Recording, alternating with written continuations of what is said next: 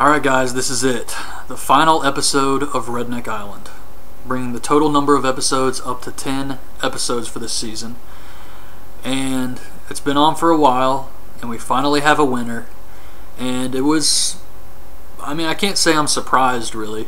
I'm pretty sure, I think last week when I did the episode 9 review, I actually predicted this person to win, so... I'm not like super surprised or anything, but it was an okay episode. The final challenge, I thought it was pretty good. It was kind of a combination of all the challenges, but it starts off, they show a montage of the final 3, their journey to the end. Adam, Jennifer, Catherine. And they start off with a trivia challenge. And they have to do these questions. So say you have Jennifer, Adam, and Catherine. They can pick who they want to ask a question to, and if that person gets it wrong, they have to stack up 5 cups of sand. But if they get it right, then you have to add 5 cups to your stack. And you have to hold it until it's just impossible to hold anymore, and then it just topples over.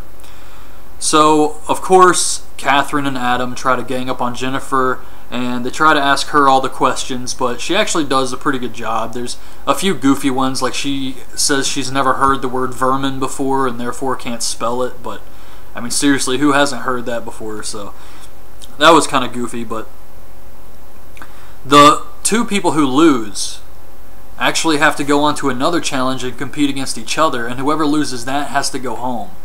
So it ends up coming down to Jennifer and Adam. Catherine's eliminated first, and Jennifer pulls out the victory here, so it's going to be Adam versus Catherine, which does kind of suck because they've been friends the whole time and now they have to compete against each other, and the loser goes home immediately. So it comes down to them.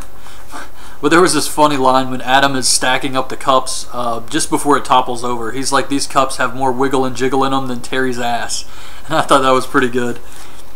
But Adam and Catherine's challenge is a puzzle, and they have to match up these symbols. It's kind of one of these charade types of games, and they got to match it up and then go get the picture that the puzzle represents.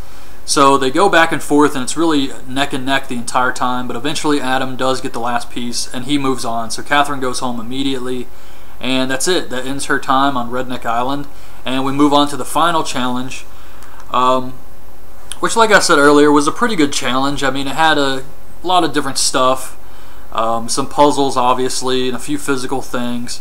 But the first thing they have to do is they have to carry this beer with them the entire time through all the obstacles.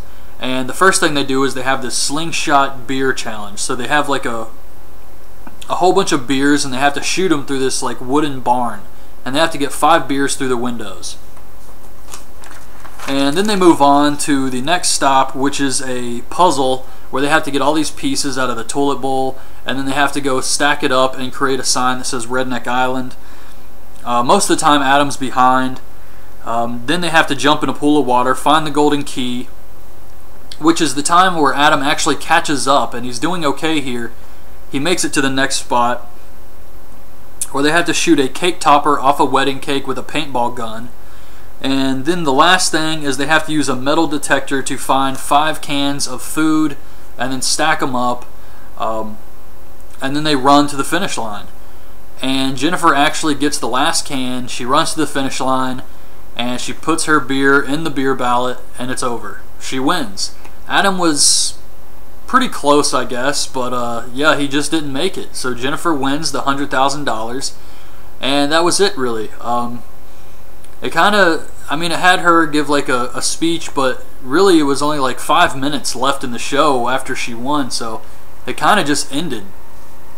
But she said she felt like she deserved to win the money, and she survived till the very end and won the challenge. So, congratulations to her. It was a pretty close game. I did think it could go either way at the very end, but yeah, she definitely pulled out the victory here.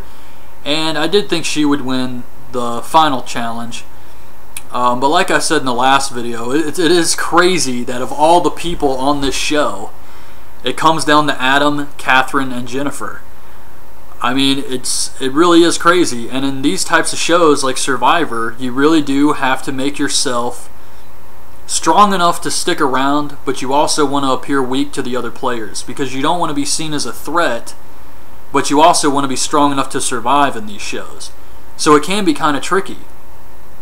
But it really is funny that it comes down to those three, and eventually those two with Adam and Jennifer, because they really didn't win very many challenges leading up to this point.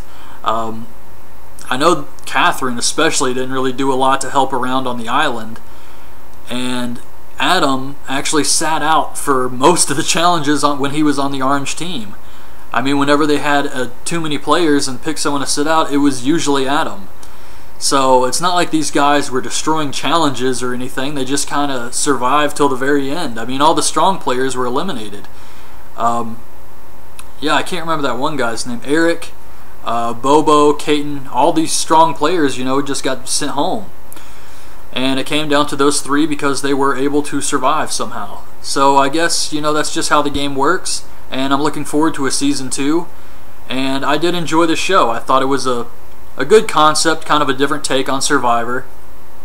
I thought Steve Austin did a great job as the host, and I think he's the producer too, so hopefully they'll continue the show and he'll continue to be the host. And yeah, it was a good show this year, so I liked it. It was a new, refreshing thing to watch on TV. And I don't really watch a whole lot of TV, but I thought this was interesting, and of course with the wrestling reviews and stuff, I figured it'd be cool to watch because Steve Austin was on it, and I enjoyed it. So that's my review of Redneck Island Season 1. Hopefully Season 2 comes out soon. And that's it. So I hope you guys like this video. Leave your thoughts on this episode in the comments below. And thanks for watching.